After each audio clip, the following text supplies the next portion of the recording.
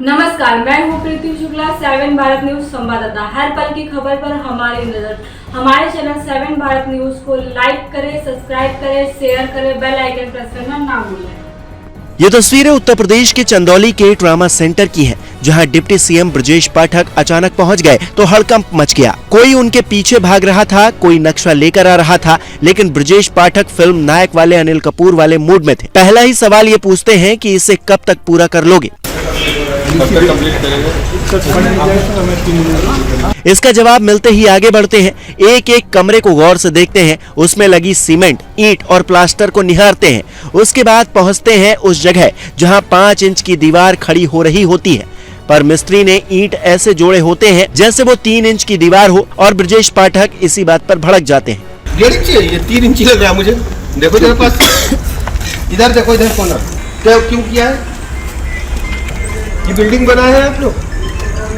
ठेकेदार 3-5 करने की कोशिश करता है, लेकिन ब्रजेश पाठक किसी की नहीं सुनते, बल्कि उसके बाद दिखाते हैं अपना असली रूप। 2 ईंटों को हाथ में उठाकर ऐसे टकराते हैं जैसे ईंट से ईंट बजाने के मूड में हो, और कहते हैं कि देखो ये टूट गया ना, क्या बना रहे हो तुम लोग? ऐसे बनवाओगे तो ट्रामा सेंटर कितने दिन चलेगा? ये ऐसा प्रॉपर होना चाहिए। तुम बताओ, ये बेस पिलर का हालत ही बना रखी है आपने। और वो जॉइंट देखो आप, वो जॉइंट देखो आप, वो जॉइंट देखो, ऐसा होना चाहिए। चूंकि ब्रजेश पाठक के पास स्वास्थ्य मंत्रालय भी है, और बीते दिनों झांसी अस्पताल में हुई घटना के बाद से कई तरह के सवाल स्वास्थ्य विभाग पर उठने लगे हैं। शायद यही वजह है कि ब्रजेश पाठक एक बार फिर ग्राउंड पर उतर चुके हैं।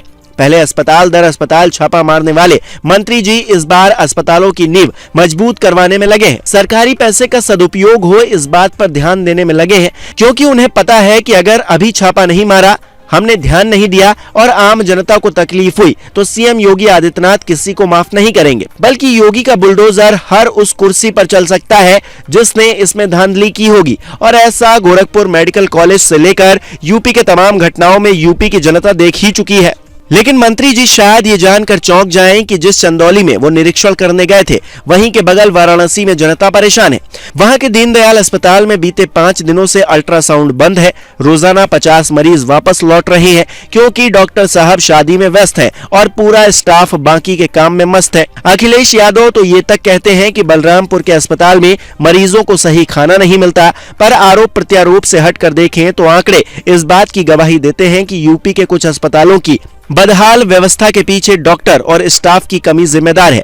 एक पत्रकार ट्वीट कर लिखते हैं, उत्तर प्रदेश में एलोपैथी डॉक्टर की संख्या 99,737 है। यहाँ की आबादी करीब 25 करोड़ है, यानी कि यूपी में 2400 लोगों पर मात्र एक डॉक्टर है, जबकि 1000 की आबादी पर एक डॉक्टर हो। विश्व स्वास्थ्य संगठन का नियम यही कहता है। ब्रजेश पाठक ने बीते दिनों सदन में कहा था कि अस्पतालों में करीब 20,000 बेड की व्यवस्था की जा रही है, लेकिन डॉक्टर और स्टाफ की संख्या कब बढ़ेगी, ये बात जनता आज तक पूछ रही है।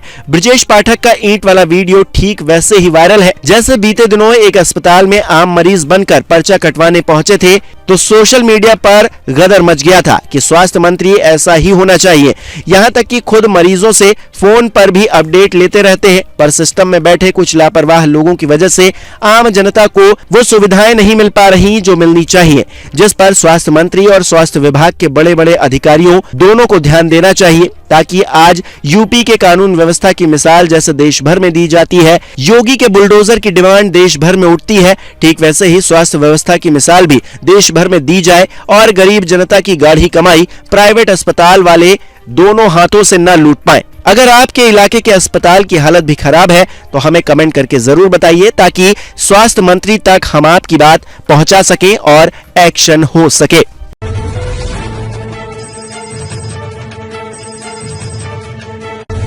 हर पल की खबर पर हमारी नजर 7 भारत न्यूज के साथ।